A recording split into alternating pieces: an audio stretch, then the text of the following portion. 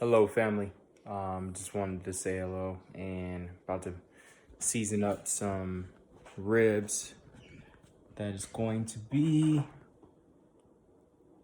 smoked. So I'm doing my dry rubs right now. Remove the membrane off the back of the baby back ribs, and in the coming days you will see the outcome. So just for the record, using some onion powder, garlic salt, little garlic powder, thyme leaves, paprika, and we're gonna have that sit overnight, and then in the morning we're gonna have some 3 rack of ribs that's gonna go in that smoker, prepped and ready for Memorial Day for the real McCoy luncheon. So love you all, looking forward to this. Wish you all could share in that, but just gonna have to watch and look and enjoy us eating it up. Love you all. How's it going, family? So I'm about to get that process going with the Sprinkman smoker. As you can see, I cleared out the original charcoal and wood pellets or wood chunks that would smoke up the ribs from last time, and I'm about to place them all up in here. So in a few minutes we're gonna get this thing firing and cracking. If you can't stand the heat, gotta get out the kitchen. So that's why I'm outside in this heat. Holla, I can handle it. Love you all. Okay, family. So as you know, what's most important to have in a smoker is a water pot. That's going to keep the moisture from preventing the heat from drying out the meat. So the most important time of smoking meat is when the meat is raw, because that's when the smoke is able to get itself into the meat.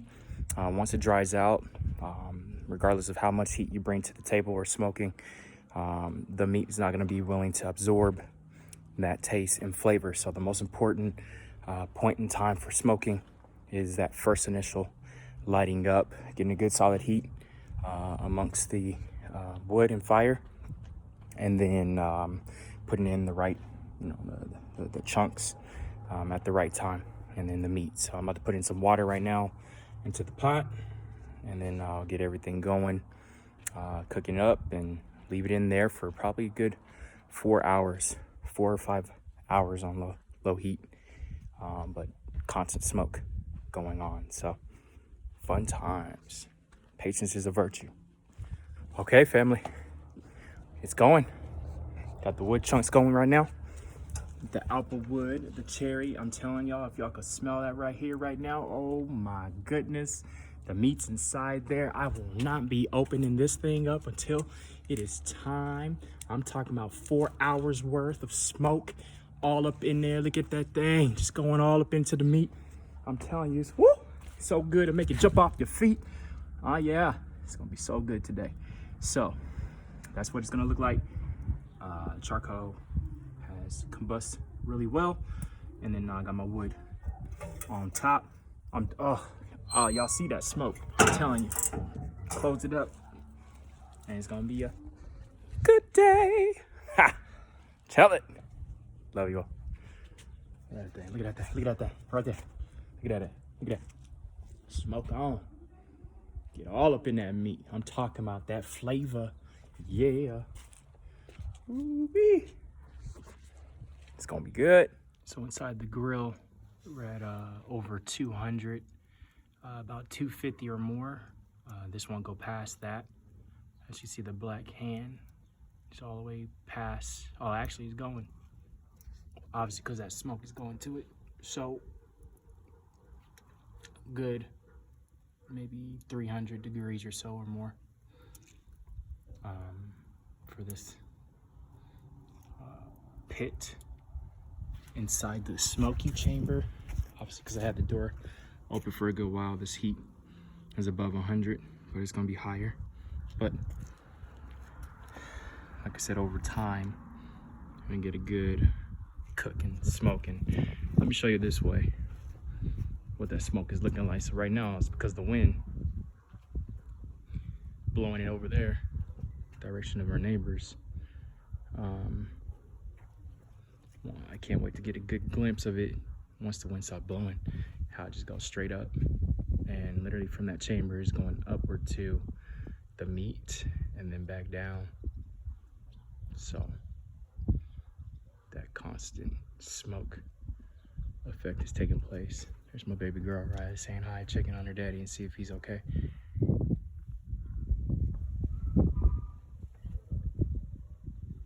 Oh, and Daniel too, acting like Batman right now.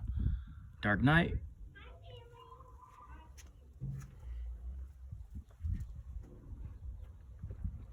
So yeah, we got a good smoke going on. When I first went inside and then came back out, all that aroma. I know that's just gonna be all up in that meat. So Daniel's thriving and desiring the camera time. So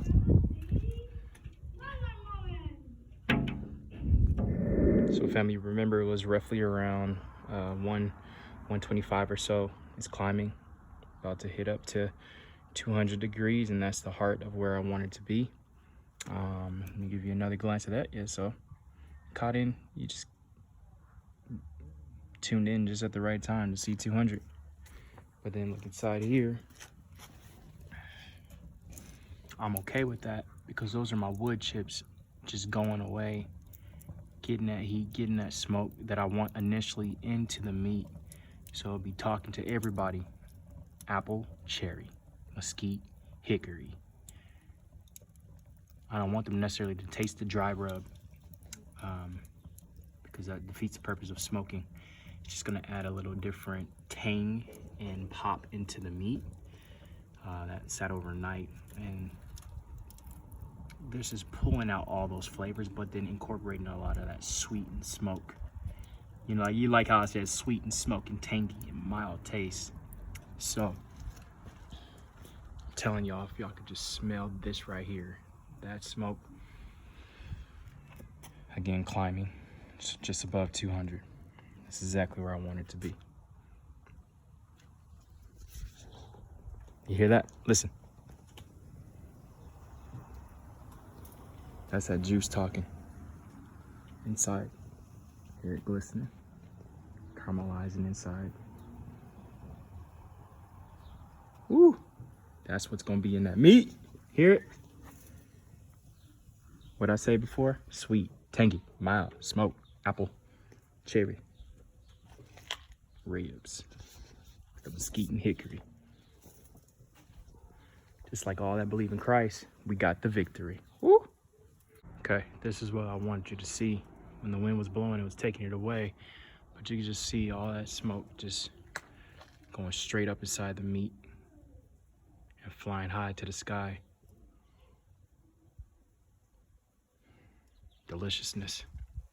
And like I showed you, this is where we want, right there. Now obviously with the wood chips, you're gonna have to direct the exposure of air, and so once it started climbing a little bit higher than what I wanted, I didn't want to go past 300 or 250 I should say, so I just adjusted these, the vent by the grill or the base of the where the charcoal sits, to funnel the heat. So I slowed it down a bit, but you still want that airway in there. Matter of fact, what I usually do at the end, approaching maybe like 30 minutes left of the cooking time, I close these vents so it could just hug all in the smokiness that we developed over time. So good level there of heat going into the meat. Okay, I'm approaching 2 hours of smoking, and so what I've done was slow down the venting process, closed about a quarter of the vent down by the grill, and then also up at the top of this top chamber, so they're equal. And now you can see as well this cloud of smoke going all into the meat. So the final results of this whole process, we're approaching 3 more hours. of this. I'm gonna leave the vents just like this. I will check it in the next hour or so, just to get a good glimpse of what my temperature looks like. And now it's just about aerating and the smoke to get to the meat now. So making sure that the heat and temp doesn't drop significantly, and just have a good solid balance. So I might have to reopen the vents and things like that. So that's where we are right now. And so next video will be the final finished product of the meat, and then also the surprise of those who don't know it. This is a rack of ribs going to arrive on their back porch, not back porch, but you know, in their living room. We'll see what they think. Allow them to do the taste test and be the witnesses alongside with my family. So, all right, love you all. Bye-bye. Okay, family, these are the smoked ribs that we did. This is ours. The other ones are over there. Nina's, and oops, not supposed to say who it was for.